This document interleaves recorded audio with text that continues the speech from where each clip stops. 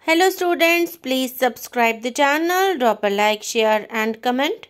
This is exercise number 9 and 10 of the Progressive Monthly Magazine, January 2023 on the speed of 100 words per minute.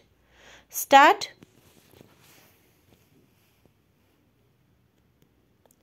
Sir, Section 115 of the Code of Civil Procedure has been amended so as to take away the power of revision of the High Courts against questioning orders. This revision was causing a lot of inconvenience to the litigant against questioning orders filed in courts which are pending for years and the suits are being stayed.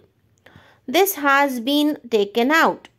Of course, the power of revision of the High Courts is there where no appeal lies. I fully endorse this amended clause. About judgment, a new clause has been introduced. The judgments should be delivered within a fortnight of the closing of the hearing of the case. If that is not possible, with notice to the parties, it should be done within 30 days. This is very salutary. If the court finds that it is not possible to deliver the judgment within 30 days, for reasons to be recorded in writing, it can postpone the delivery of the judgment to a subsequent date giving notice to the parties. Therefore, the purpose of the amendment would not be served ordinarily in cases where the judge has to give notice to parties of judgment at a later date, and I do not think the litigant will be benefited. I am glad that another new order has been added which gives the party, the litigant, the costs incurred by him prior to the filing of the suit. It is a good thing. Previously, the plaintiff who obtained a decree could not get the costs incurred by him prior to the filing of the suit. Now, this has been included. It is a good improvement. Under this provision, in such family suits, the courts shall try to settle them before the trial begins.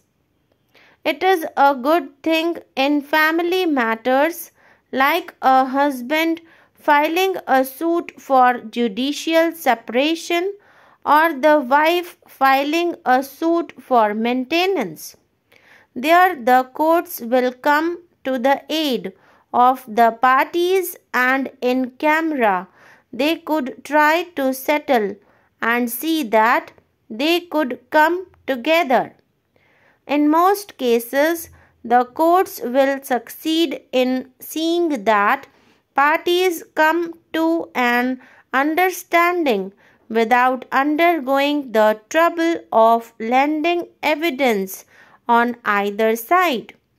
Similar provision should be made where the subject matter of the suit does not exceed rupees 3,000. We have limited the right of appeal to suits where the subject matter is more than rupees 3,000. Sir, similar provision should be thought of here also so that the court would come to the rescue of the persons and see that the matter is settled.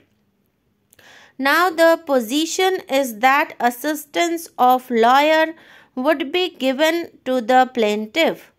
The High Court is authorized to frame rules as it deems fit, but God alone knows when the High Court will frame such rules. Legal aid should not be taken as only an assistance of a lawyer. Now, you are giving assistance of only lawyer to plaintiff who is needy. But what about defendant who is also equally poor? I am not talking about poor defendants. He is equally needy and he should be entitled to legal assistance. This, of course, comes within the purview of legal aid. There is also another proposal in the amending bill that case which has been brought should be disposed of within 60 days.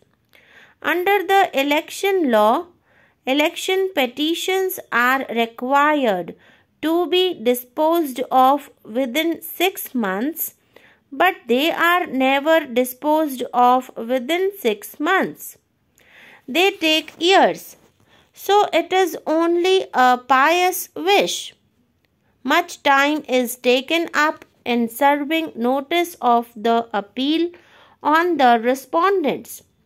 So, though it is a good thing, I doubt whether this will be achieved. Sir, none of the objects for which the amending bill has been brought forward can be achieved by this amending bill. But the bill is helpful in one respect. It has streamlined the procedure. It has removed doubts. It has removed conflict of judicial decisions by codifying the law.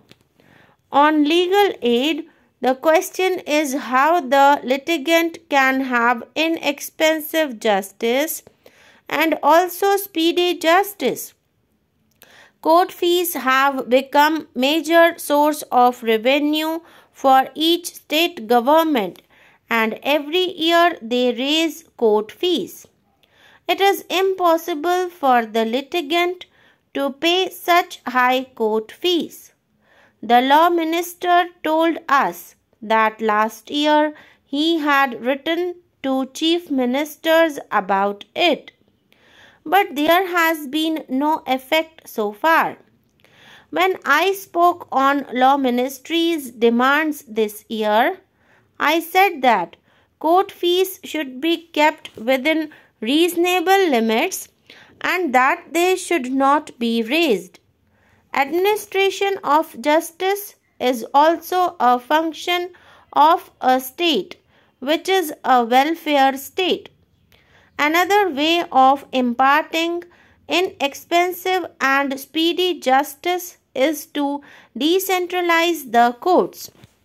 Courts should be established at each block headquarters so that the litigant will not be compelled to take the witnesses to the nearby cities.